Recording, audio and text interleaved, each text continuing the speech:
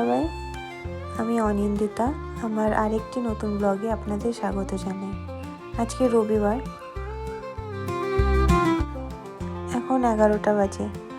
আজকে রবিবার মানেই মাটন, তাই মা এখানে মাটন রান্না করছে। মাটনটা প্রায় কষে গেছে, তারপর আসলাম আমি উপরে। আমাদের বাড়িতে না দুটো রান্নাঘর, একটা নিরামিষ একটা আমিষ। নিচে যেই ফ্লোরটাতে আমরা থাকি ওই ফ্লোরে হলো নিরামিষ রান্নাঘর, ওখানে শুধু নিরামিষ রান্না হয়। আর উপরে এটা 3 তলাতে একটা ছোট্ট মতন রান্নাঘর আছে। উপরের তলাটা তো কমপ্লিট করা হয়নি, কিন্তু রান্নাঘর করা আছে, আর একটা রুম আছে, আর বাথরুম, আর একটা বারান্দা বানানো আছে। রান্নাঘরটা আলাদা আসে অবশ্য, আর রুম, বাথরুম আর বারান্দাটা হলো বাইরে বের হয়ে। তারপরে একদিন আপনাদের যদি সুযোগ পাই তাহলে হাউস ট্যুর দেব। মা তো মাংসটাকে কষিয়েই ফেলছিল সব কিছু মশলাপাতি দিয়ে, এখন একটু দই দিয়ে দিল। ওই বেসিক মশলাপাতি, জিরে গুঁড়ো, ধনে গুঁড়ো, লবণ, হলুদ আর আদা রসুন বাটা। আমার মাকে মাঝে মাঝেই দেখি মাটনের মধ্যে দই দিয়ে রান্না করে, বেশ ভালোই হয় খেতে। দইটা দিলে টমেটো দেয় না। কি সুন্দর রংটা এসেছে দেখুন।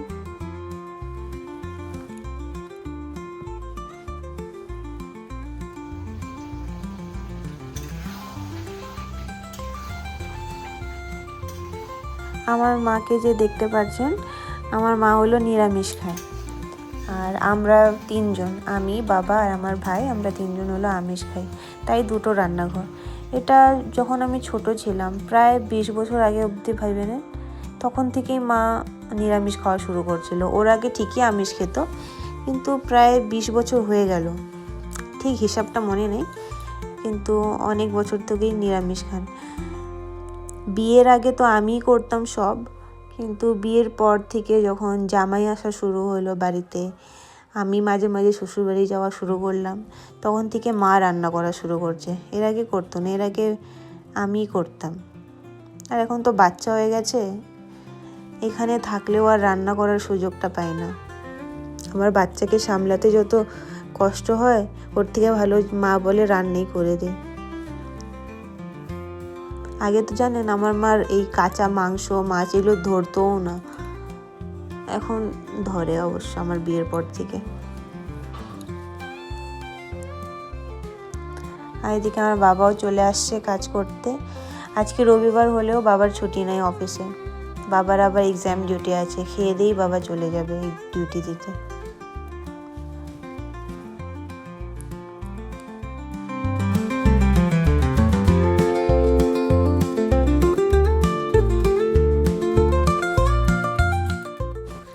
ছেলেকে ঘুম পাড়িয়ে উপরে একটু আসছিলাম কাপড় শুকাতে, তো ভাবলাম কি রান্না করছে একটু দেখে যাই।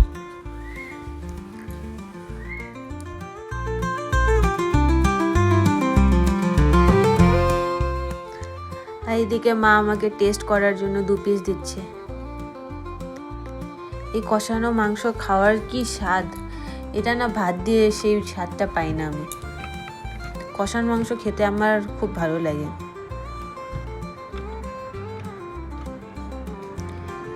চলুন খেয়ে বলি কেমন হয়েছে। আর দেখুন এদিকে বাবা অনেক দিন পর মন জিনিস থেকে এটা নিয়ে আসছে।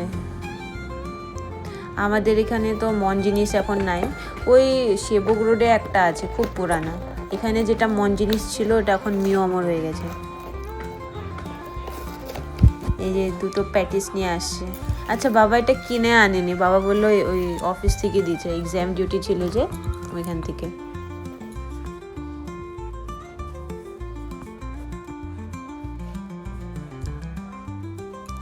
এখন থাক, এখন কেউ খাবে না, এখন তো আগে ভাত খাওয়া হবে, তারপর বিকালবেলা চা দিয়ে খাবো।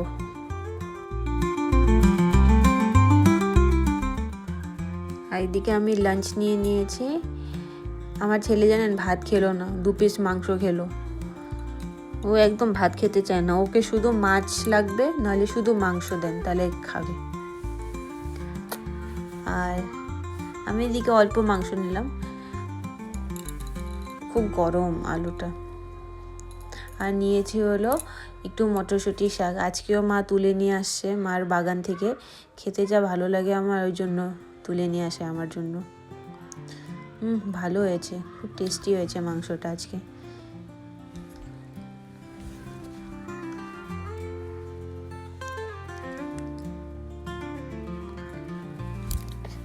চলুন এবার লাঞ্চ করে নিই, বিকালে আবার এই পাশেই মন্দিরে কীর্তন আছে, ওইখানে যাব, আপনাদেরকেও সাথে করে নিয়ে যাব।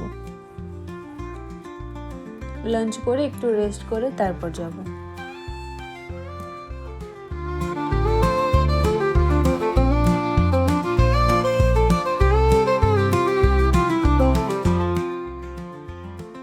এই যে আমি রেডি হয়ে গেছি মন্দির যাওয়ার জন্য।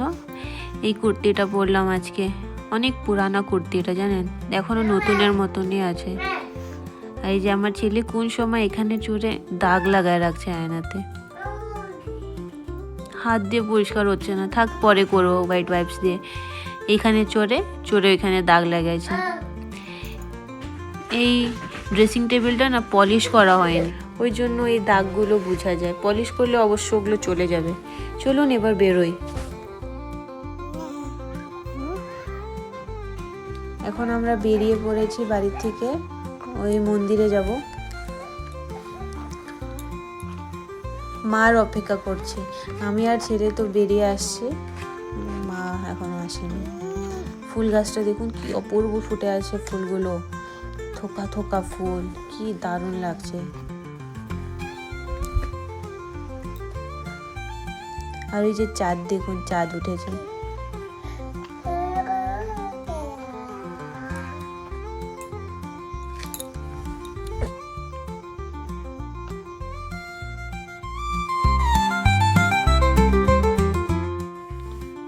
আমরা হেঁটে হেঁটে যাচ্ছিলাম মন্দিরে, রাস্তায় বাবার দেখা হয়ে গেল। বাবা এক্সাম ডিউটি দিয়ে আসলো, তো বাবা বললো আমি নিয়ে যাই।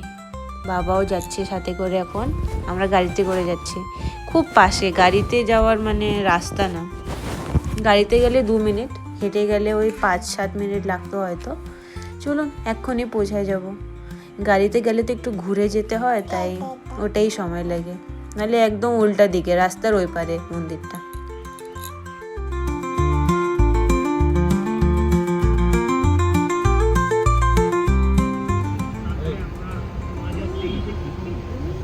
মেডিকেল মোড়েও দেখুন কত ফ্ল্যাট হয়েছে, এখানে হয়েছে, এর আগে আরেকটা আছে, আবার একটু ভিতরের দিকেও হয়ে আছে জানেন, এত ফ্ল্যাট হয়েছে। জমির যা দাম, কেউ আর জমি কিনে বাড়ি করতে পারছে না, সব দালালি বাড়িয়ে রাখছে দামগুলো জানেন, আসলে কিন্তু এত দাম হয় না।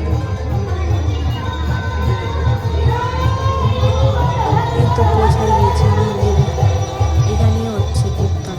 চলুন যাই, কিছুক্ষণ বসে চলুন।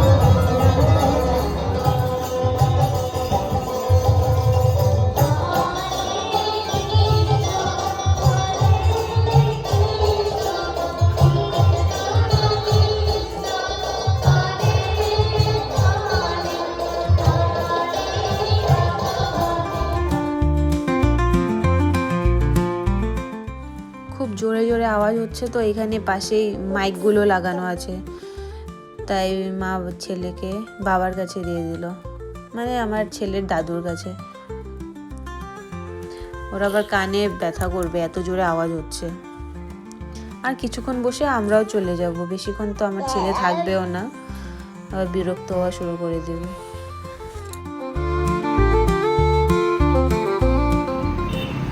আমরা কীর্তনের ওখান থেকে বেরিয়ে চলে আসছি, এখন আসছি হলো এটিএমে, কিছু টাকা বের করতে হবে। আর মা বাবা গেল হলো ওদিকে জিলিপি কিনতে। এটিএমে কত লাইন দেখছেন, বেশি না, 2-4 জন আছে। চলো লাইনে দাঁড়াই, তারপরে টাকা বের করব।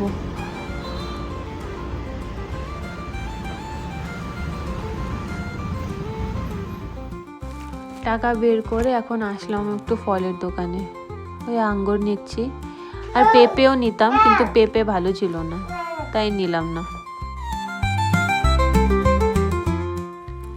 আর এই দেখুন আমাদের মেডিকেল মোড়েও এখন স্ট্রবেরি পাওয়া যায়, আর ড্রাগন ফ্রুটও আছে, কিন্তু আমার না স্ট্রবেরি খেতে ভালো লাগে না ড্রাগন ফ্রুট, কোনো স্বাদই পায় না। স্ট্রবেরিটা টকটক লাগে আর ড্রাগন ফ্রুট তো কোনো স্বাদই পায় না, জানি না এখানে ভালো পাওয়া যায় না, না আমার টেস্ট ওরকম। চলো, নেওয়া হয়ে গেছে, শুধু আঙ্গুরই নিলাম, আর কিছু নেওয়া হয়নি। এবার বাড়ি চলুন, বাড়ি যাচ্ছি। এই আমাদের মেডিকেল মোড়ের রাস্তাগুলো দেখছেন কত চড়া চড়া হয়ে গেছে, আগে এটা কিচ্ছুই ছিল না জানেন। এই যে পকেট রোডটা দেখতে পাচ্ছেন, এরকম ছোট মেন রোডটা ছিল, আর দুপাশে না বড় বড় গাছ ছিল, খুব ছায়া হতো। বাড়ি চলে আসছি, প্যাটিসগুলোকে একটু গরম করতে দিব, তাই ওভেনটাকে একটু প্রিহিট করে নিচ্ছি। অনেক দিন থেকে ইউজ করা হয় না তো, তাই একটু নোংরাও হয়ে গেছে, ওটা পরিষ্কার করে নিলাম ট্রেগুলোকে। একটাই গরম করব, একটা আমার ভাই খাবে, পরে খেয়ে নেবে, একটাই আমি গরম করে নিচ্ছি।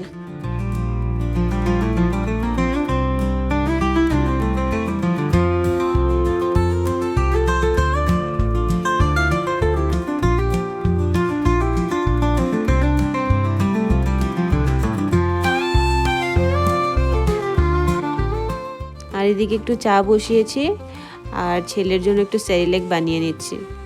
ও তো আবার খেতে চায় না, ওরটা ভুলায় ভালায় খাওয়াতে হবে।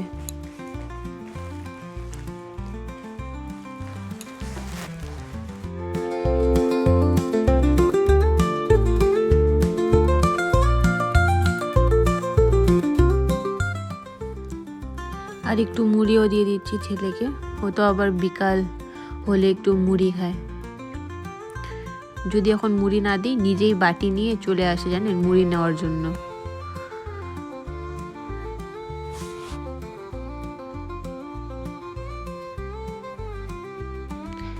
একটু দুধেই গুলিয়ে দিচ্ছি সেরিল্যাক 1 চামচের মতন, তাহলে যদি খায়।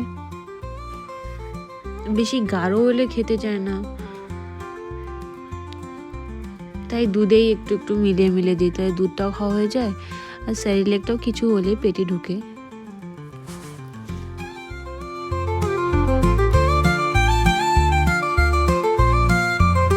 আর এদিকে আমার চাটাও হয়ে গেছে, চাটা খুব সুন্দর রং এসেছে, অনেকদিন পর একটু তেজপাতা দিয়ে চা বানিয়েছি। আর এদিকে প্যাটিসটাও গরম হয়ে গেছে, দাঁড়ান একটা প্লেট নিয়ে আসি, কোনো প্লেট নিয়ে আসি, অনেক গরম আছে, একটা কাপড় দিয়ে টানলে ভালো হতো, কিন্তু হাত দিয়ে নিয়ে নিলাম। নিয়ে নিয়েছি।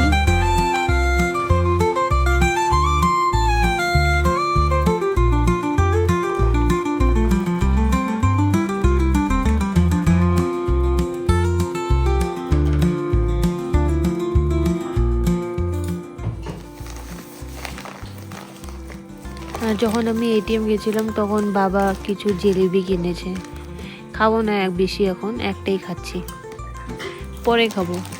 একবারে চায়ের সাথে জিলিপি ভালো লাগে না খেতে, দুটাই মিষ্টি মিষ্টি, পেটিস দিয়েই চা খাই, পরে জিলিপি খাবো। জানেন অনেক খেতে ইচ্ছা করছিল।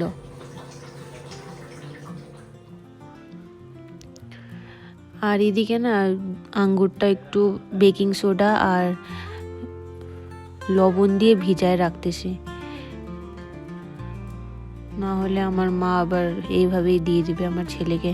আমি শুনেছি আঙ্গুরে নাকি অনেক বেশি সার দেয়, তাই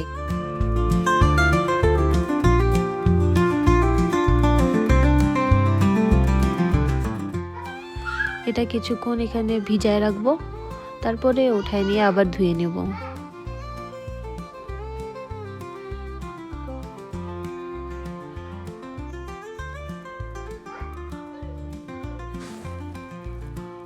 এটা থাক, আগে চাটা খেয়ে নি, ওটা আবার ঠান্ডা হয়ে যাচ্ছে।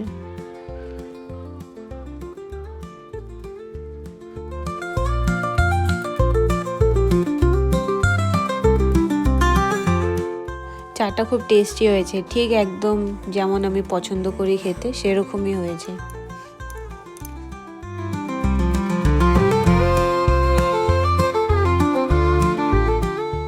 আমাকে খেতে দেখে আবার বাবা বললো খাবে, তাই বাবাকে একটুখানি ভেঙে দিলাম। বড়টা দিচ্ছিলাম, ওটা খাবে না, অল্পটুকুই খাবে, তাই চাও খাবে না। আমার বাবা শুধু গ্রিন টি খায়,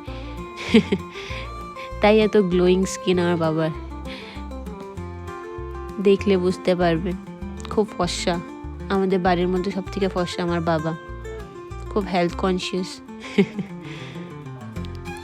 চলুন এবার খেয়ে নিই। মালিশ হচ্ছে আমার ছেলের, ওই আন্টিটা আসছে আজকে, মালিশ করছে, তাই একটু একা খেতে পারছি, নাহলে তো পাশে থাকতোই। চলুন আজকের ব্লগটাও তাহলে এখানেই শেষ করছি। সবাই ভালো থাকবেন, সুস্থ থাকবেন, আর আমার ব্লগটা কেমন লাগলো আমাকে অবশ্যই কমেন্ট করে জানাবেন। যদি ভালো লাগে একটা লাইক করে দিন, আর আমার চ্যানেলটাকে সাবস্ক্রাইব করে দিন প্লিজ। আবার দেখা হবে পরের একটি ব্লগে।